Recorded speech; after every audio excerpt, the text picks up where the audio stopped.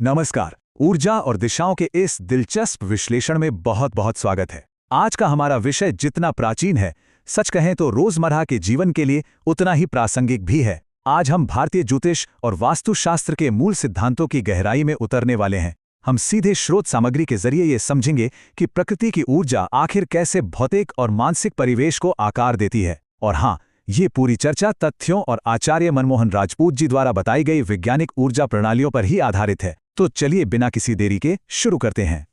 अक्सर देखने में आता है कि लोग वास्तु और ज्योतिष को सिर्फ एक वहम या अंधविश्वास मान लेते हैं, लेकिन आचार्य मनमोहन राजपूत जी का ये विचार इस पूरे दृष्टिकोण को ही पलट कर रख देता है। उनके अनुसार ये कोई अंधविश्वास नहीं है, बल्कि प्रकृति के नियमों पर आधारित एक पूरी तरह से वैज्ञानिक ऊर्जा प्रणाली है। इस पूरे विश्लेषण के दौरान हम इन विषयों को बिल्कुल इसी तरह से देखेंगे, ऊर्जा, दिशाओं और प्राकृतिक नियमों के एक बेहद व्यवस्थित विज्ञान के रूप में। आइए जल्दी से इस ऊर्जा यात्रा की रूपरेखा पर नजर डाल लेते हैं। सबसे पहले हम बात करेंगे ब्रह्मांड और पंचतत्व की। उसके बाद पृथ्वी और जल के आधार को समझेंगे। फिर देखेंगे अग्नि और वायु की गतिशीलता। चौथे नंबर पर जानेंगे आकाश के बारे में, जो सबसे सूक्ष्म तत्व है। और आखिर में ऊर्जा संतुलन के पूरे विज्ञान को एक साथ जोड़कर देखेंगे। तो बढ़ते हैं पहले हिस्से की तरफ, ब्रह्मांड, ऊर्जा और पंचतत्व। तो ये पंचतत्व आखिर हैं क्या? सीधे शब्दों में कहें तो ये प्रकृति के 5 मूल तत्व हैं: पृथ्वी, जल, अग्नि, वायु और आकाश। स्रोत के अनुसार मानव जीवन हो, ग्रहों की चाल हो या फिर घर की ऊर्जा, इन सब का सीधा संबंध इन्हीं 5 तत्वों से होता है।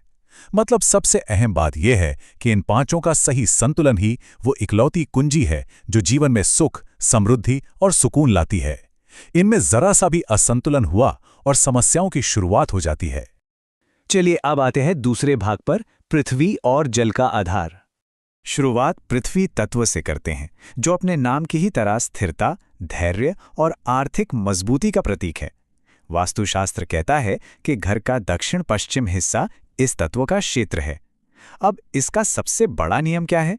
नियम यह है कि इस जगह को हमेशा मजबूत और भारी रखना चाहिए। ऐसा करने से परिवार में कमाल की स्थिरता बनी रहती है और आर्थिक वृद्धि भी लगातार होती है। अगर ज्योतिष के नजरिए से भी देखें तो पृथ्वी तत्व से जुड़े ग्रह इंसान को बेहद व्यवहारिक और जमीन से जुड़ा हुआ बनाते हैं।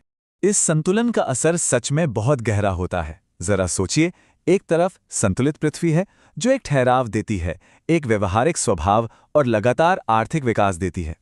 लेकिन वहीं दूसरी तरफ अगर यही पृथ्वी तत्व असंतुलित हो जाए तो इसके नतीजे धन की कमी और भारी पारिवारिक अस्थिरता के रूप में सामने आते हैं।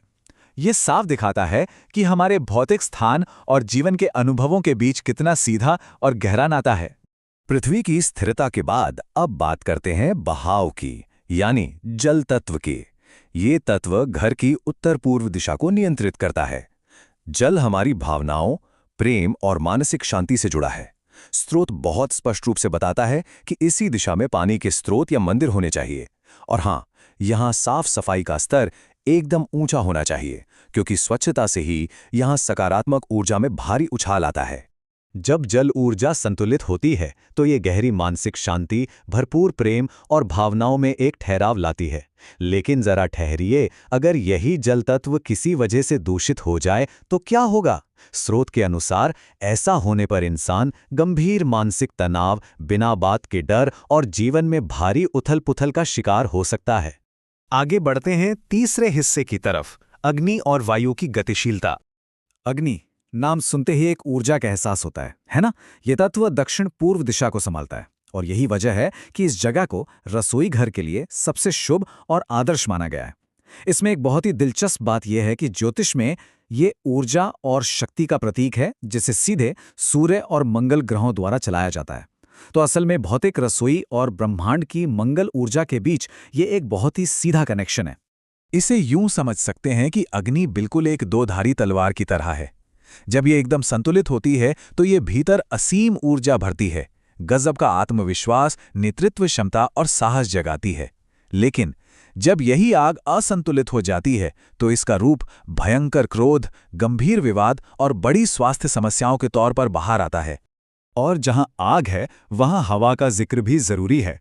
गतिशीलता के इसी क्रम में वायु तत्व उत्तर पश्चिम दिशा को नियंत्रित करता है। हवा का काम है बहना, इसलिए ये गति, विचारों की आज़ादी और सामाजिक संबंधों का प्रतिनिधित्व करती है। इसका एक सीधा सा नियम है, घर में इस दिशा का हमेशा खुला और साफ होना बहुत ज़रूरी है, क्योंकि यह भौतिक खुलापन सीधे तौर पर स्वस्थ सामाजिक संबंधों को और जीवन की रफ्तार को बेहतरीन बनाता है। अगर हवा सही दिशा में बह रही है, यानी संतुलित है, तो विचार एकदम स्पष्ट रहते हैं, मानसिक संतुलन बना रहता है और सामाजिक रिश्ते भी मजबूत होते हैं।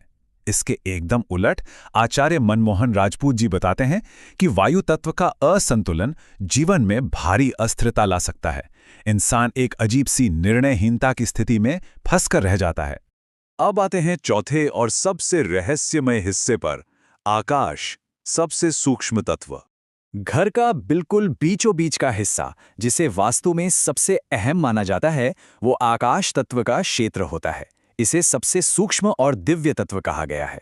ये सिर्फ कोई खाली जगह नहीं है, बल्कि ये आध्यात्मिक ऊर्जा, गहरे ज्ञान और शुद्ध चेतना का प्रतीक है।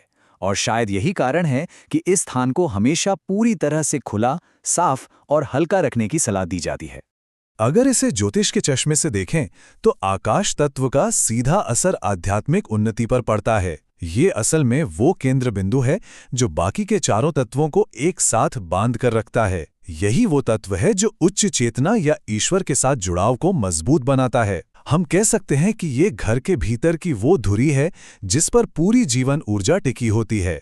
और अब आ गए हैं हम अपने आखिरी और सबसे अहम भाग पर, ऊर्जा संतुलन का विज्ञान।